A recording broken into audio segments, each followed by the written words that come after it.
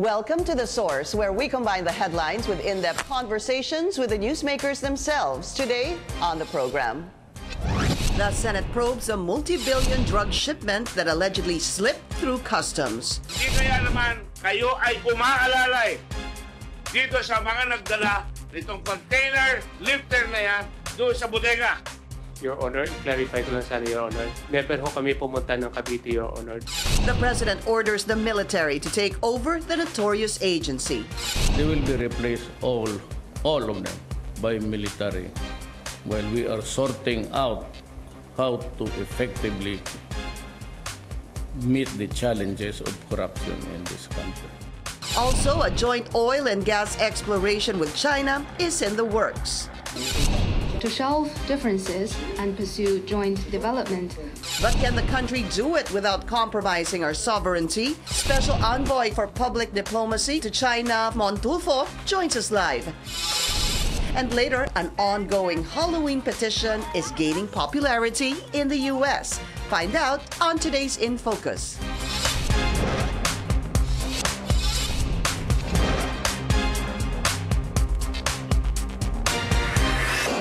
Thank you for joining us. I'm Pinky Webb. The President orders the military to take over operations at the Customs Bureau to rid the agency of corruption.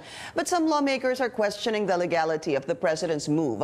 Also, the Senate Blue Ribbon Committee digs deeper into the multi-billion drug shipment that allegedly slipped past customs, as revealed by the so-called whistleblower Lourdes Mangawang. And we get to know the challenges of his new role as Special Envoy to China for Public Diplomacy, his thoughts on the proposed joint oil and gas exploration with China.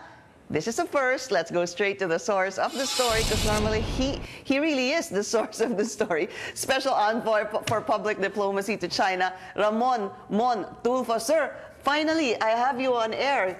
Welcome to the show. Thank you. This is my second on CNN. Sa CNN, pero sa akin, it's your first. So you are the Special Envoy for Public Diplomacy to China. You asked for this.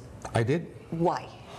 Because I wanted to serve my country. I have many friends in China. I have established relations with the Chinese people. The first time the president went to China, that was also my first visit on a state visit. I was able to find many friends, and they said, please come to China more often. And I like Mau Tai, Mau Tai, drinking Mau Tai. I don't seem to get drunk on Mau Tai. But what's so special about it? Why ask for such a post? And forgive me, was there such a post in the past? Special Envoy. Yeah, but for public diplomacy. Public diplomacy, that's you do errands for the president, personal errands. On you go to China if there's a gusot or misunderstanding between China and the Philippines. You do back channeling, like what Trillanes did to for Pinoy before. Okay, so basically, how would you describe your job? It's going to be difficult and easy at the same time. But what do you think will it entail the most? Ano yung pinakasakop ng trabaho? With what is going on, for example, with the South China Sea, the Philippines, China, you know, the state councilor, the foreign secretary paying a visit a couple of days ago, and the president of China coming to the Philippines soon. What would you think, what makes this job special, you think, for you? Joint exploration, I'm for it because we need to explore for oil, and the foreign minister came to the Philippines to set up a consulate in Davao. Right. I was supposed to be there, but I did some personal errands for the president. Okay. And Mr. President Xi is coming over. And I'm, well, I should be one of the people to meet him. Yeah. Kayo yung mangunguna sa, you know, especially with, well, the president of China and dignitaries from China coming. Correct. That'll be our job, my job especially. What do you intend to achieve as special envoy for public diplomacy? Ano yung I want to forge closer relations between China and the Philippines. China has been misunderstood by us because we've been greatly influenced by the U.S., especially by the CIA, Central Intelligence Agency. But China is not an evil empire as portrayed by the U.S. and as many people see it, see China. China is our neighbor. In fact, most of our Chinese compatriots come from a province, Fujian, in China. Yeah. So, okay, have you started your work? Unofficially, yes. Unofficially? Yes, I was with I went to the Filipino-Chinese Chamber of Commerce yesterday and talked with visiting dignitaries from Henan province. Okay. I also met with officials from Xiamen. What was discussed? What was that all about? Oh, about trade relations. Okay, priorities. What would your priorities be? My priority would be to bring in investors from China and convince them to come to our shores as tourists. Okay. China has a huge population, and if we can only get 1% of the population to come to the Philippines, that will be a big boost on our tourism industry. That was the job of your sister. Yes. And there is no problem, I guess, because you asked for this, that your former Secretary Juan de Teo was involved in a controversy, and eventually... Thanks to my brother Ben. And then, of course, all that criticism happened. And wala ho kayong problema na kayo naman ngayon ang papasok sa gobyerno ni Pangulong Duterte? Walang problema kasi, in fact, when the controversy erupted, I called the president. Sabi niya, I told the president, take Wanda out because, well, I know that she's not corrupt. She didn't do it, but she napasukan siya. So that's incompetence, and get her out. Yeah. So I need to say this because when you talk about special envoy for public diplomacy, Mon Tulfo is known to be hard-hitting, hot-headed, sometimes, hindi naman sometimes, laced pa with expletives, yung medyo nagmumura ho kayo. And here you are, special envoy for public diplomacy. Is there anything about Mon Tulfo that will change given this new role? When I've been doing peacemaking efforts as a host of Isang Bumakay Tulfo. I've patched up family feuds, although they don't see print or they don't see, it's not on radio or television. But I've been, I've made families reunite because I'm considered kuya or big brother. Yeah. Pero yung pagiging sobrang tapang, syempre, yun pa rin yun, ano? May iwan yun. Yung pagmumura, sir. Yung pagmumura kasi, pagmumura ko is part of my personality. When a guy is good to me, I'm even more kind. When he's generous to me, I'm more generous. But when he treats me badly, I treat him worse. Okay, let's talk about your job sa isumbong mo. Matutuloy pa ho ba yun considering that meron kang bagong trabaho sa gobyerno? Can you still do that? Yes. Okay.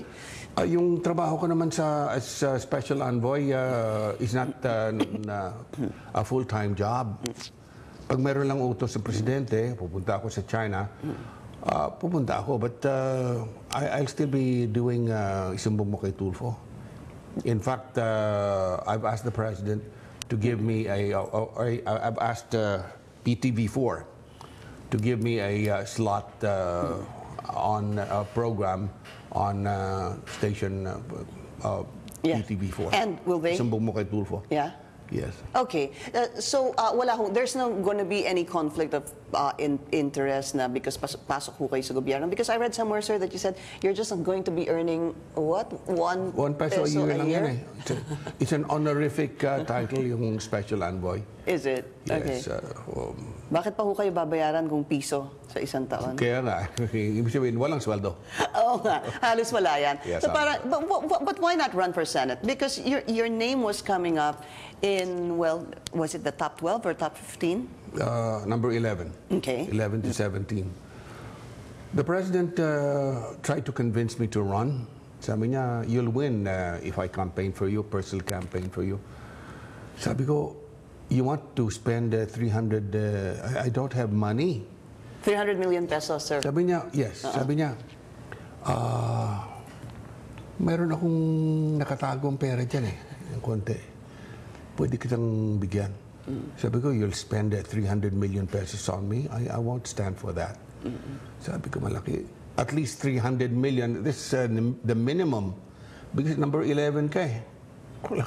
Kukuha ka pa. Ano ito? You have to travel. And then most of the expenses to be incurred will be on commercials. Yeah. Diba? TV ads. Television. Yeah. Yes. So he offered money and you said, I said, no. But please help me. Sabi ko, I can help you by becoming a special envoy to China. Yun matagal nyo na po, pasensya na po, matagal nyo na po ito naisip? Yung Yes. special envoy? Special envoy, yes. Since when? Since I visited Beijing.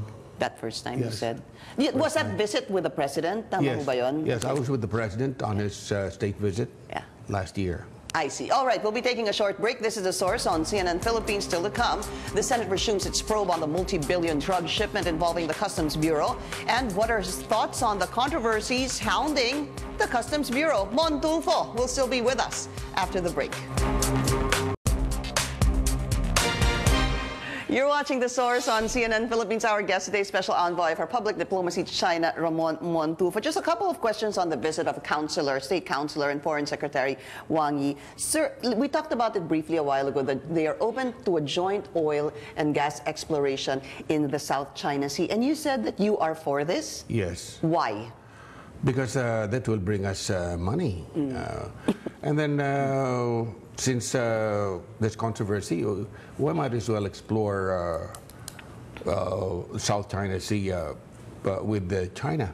But are you talking about even exploring the West Philippine Sea, which is 200 nautical miles from Kapati ho yun, you're open to that? Yes. So does that, one way or another, siguro damage or affect the ruling of The Hague that is exclusively ours? But China doesn't recognize the ruling of The Hague. What can we do about it? We might as well talk business with China. One thing that was striking, according to Senior Associate Justice Antonio Carpio, is that kaya nga daw pong tinawag na exclusive is because it's ours. Why would we want to kind of like share that or explore that with somebody else? Like, can we back up our claim with might? That's it. The president is very practical. Can we match China's military might? The U.S. should have backed us up, but it doesn't, or it didn't. So, because you're saying the situation is so, if you can't, there's a saying, if you can't lick them, join them. Ganun na. Yes. But, Sir Mon, hindi ho ba parang mawawala ng saysay yung pagkapanalo natin sa The Hague? Doesn't that affect it? Yeah, but China does not recognize the ruling. Yeah. What can we do about it? We can't go to war with China. Why is it always, sir, that pag sinasabi ng Pangulo we can't go to war with China, ganun na lang daw palagi yung isipan instead of possibly talking to the other claimant countries and possibly magsama-sama po tayo? Hindi nyo ba iniisip yon? I mean, are you this friendly to China? Ganun po ba yon? No, we can be friends with China without compromising our dignity as a nation. What about compromising our claim at the West Philippine Sea? Does that not compromise our claim? China insists that it's the Philippines, the West Philippine Sea is theirs. The whole, yeah, the whole of it. 9-9. And then the Hague claims that it's ours. Yeah. So there's controversy there. Yeah. So you're saying that because they claim it and we claim it, and because we can't go to war with them, let's explore it together. Yes. Is that the basic? Yes. So let's explore together. The State Councilor Wang Yi, Foreign Secretary, also said that they support the war on drugs of the president and also the war against terrorism. In fact, he said something that China is ready to talk about just causes daw po of the Philippines in the UN and other human rights organizations. What are your thoughts on that? Para pang nakahanap ba tayo ng kakampi sa China regarding this? In fact, I'm thinking of going to China to talk to officials, law enforcement officials there, about the source of drugs that enter the Philippines. China is supposedly the source of the shabu or the crystal meth. So my job would be to talk to law enforcement officials in China to stem the flow of drugs into the country, illegal drugs. I'm sure you know this, but that's such a, the drug syndicates have been operating for the longest time. Yes. I know hindi po kayo takot, but medyo mahirap, masalimuot, at matagal na pong problema ito. How do you plan to approach this? Well, as I said, I can try talking to government or law enforcement officials in China to apprehend the Chinese syndicates because China hates drugs, abhors drugs. So I can ask China to arrest or apprehend drug traffickers. We're talking about drugs. You've had a series of posts on Facebook regarding the controversy, sir, at the Bureau of Customs because of these magnetic lifters that eventually former Customs Commissioner Isidro La Peña had admitted that may laman daw po na posibleng shabu yung mga 4 na magnetic lifters. You're always speaking on behalf of, well, number one, meron ho kayong personal knowledge sa ilang players. Number two, meron kayong mga sources sa Customs Bureau. What do you know about that controversy, sir, that you can share with us? Yung si Lourdes Mangawang, the supposed whistleblower, took advantage of that. But Lourdes is probably one of the most corrupt customs personnel in the Bureau. And it's like the pot calling the kettle black. Ayon. So La Peña was negligent, parang tatanga-tanga, anga-anga. And he has a big heart. Girlfriend niya yung Customs Deputy Customs Commissioner for Administration, si Rosales. That was on your Facebook post. Yes, okay. Yes. Yun napalusutan siya ron. So you feel that he was negligent, sabi niyo po, at yes, meron kayo isang word na sinabi just na like hindi ko po. Wanda was negligent at the Department of Tourism. Yeah. So he's not involved. He's not Isidro involved. La Peña. Definitely he was not involved. Okay. He's clean. Malinis po siya. Malinis siya. Malinis siya. Tumaas yung, under him, tumaas yung collection ng customs. Well, that's what he said in the past 8 months, sir. They reached their target. Very, very strict. So what are your thoughts on the president taking La Peña out of the Bureau of Customs and putting him on TESDA and saying that it's a promotion? Well, the president still trusts La Peña. And La Peña is very, very clean. When we talk about drugs inside, coming into the Philippines and passing through customs, sir, paano ho ba ito mapipigilan? Because right now, you already have the president saying, I want the military man taking over the Customs Bureau. Is that a good idea, you think? And is it legal? I would even go one step further. I would have the most corrupt people in the Bureau of Customs executed, like what the government is doing to drug traffickers and minor drug players like pushers.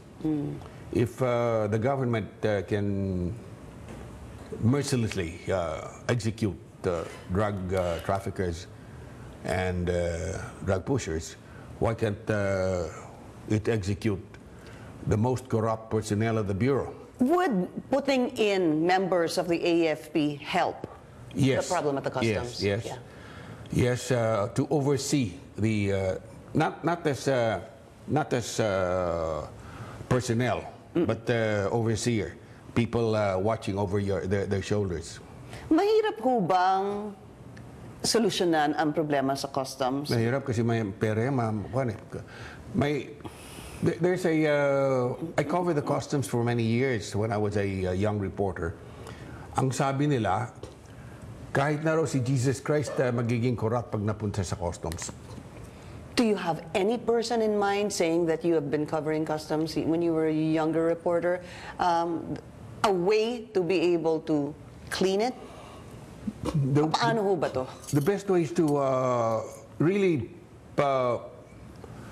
there should be a political will, and you should place people like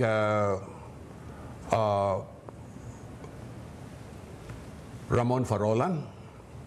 He was very clean and honest. Okay. It was the most honest customs commissioner was Ramon Farolan. Do you have anyone in mind now na ilagay po doon? Para sa akin, ibalik mo si Lina because he knows his business. Yes, the former customs commissioner. Yes, yeah. Yes, because magaling siya. Okay, so sir, sinasabi niyo po yung pagpasok ng military is still a good idea right now, just to magbantay. Magbantay, pero wala rin ganyan. They're not expert in taxation. Yeah. In customs duties. At yung pagpasok ng droga. Pwede siguro. Pwede siguro. But they're saying, sir, kasi may problema ho ba talaga? Tao, equipment, o tao at equipment? Tao and equipment. Pareho? Pareho, correct. Because the magnetic lifters, we had Attorney Mangawang here also last week, sir. She really was the one who revealed this. I mean, kung ano man po ang inyong iniisip tungkol sa kanya, the fact in media remains that siya po ang nag-reveal na may lamang shabu yung magnetic lifters na nahanap sa warehouse sa Cavite. Yes. So for that, I think, she was also hoping that posible siyang malagay sa Witness Protection Program. What are your thoughts on that? Dapat malagay siya sa Witness Protection Program na for her own sake. Kasi tinapakan niya lahat yung mga kapwa niya magdanakaw sa customs eh. She's not clean herself. Okay. All right. So, well, sir, we've run out of time, but we'd like to wish you luck on your Thank you very much. role, sir. Yes. I mean, if you talk about public diplomacy, pag may problema, may gusot, isusumbong namin sa iyo. Yes. Ganun, ha? At kapag, and you're also zeroing in on the drugs coming in from China. Yes. Sir Mon Tulfo, maraming salamat. Thank you very much. Thank you, sir. This is The Source on CNN Philippines. Coming up, trick or treat. Participants in the U.S. are making an appeal to U.S. President Donald Trump. What is it about? That's for today's In Focus. Time now for today's In Focus here on The Source. Halloween is a big deal in the United States, but it seems some people aren't happy about trick-or-treating. On a weeknight, the Halloween and Costume Association has launched a national petition asking U.S. President Donald Trump to move Halloween to the last Saturday of October. So far, more than 33,000 people have signed the petition at change.org. This year, Halloween falls on a Wednesday. The organization said changing it to a Saturday would make a safe, longer, stress-free celebration that benefits both parents and kids. Thank you for joining us here on The Source. I'm Pinky Webb. You're watching CNN Philippines.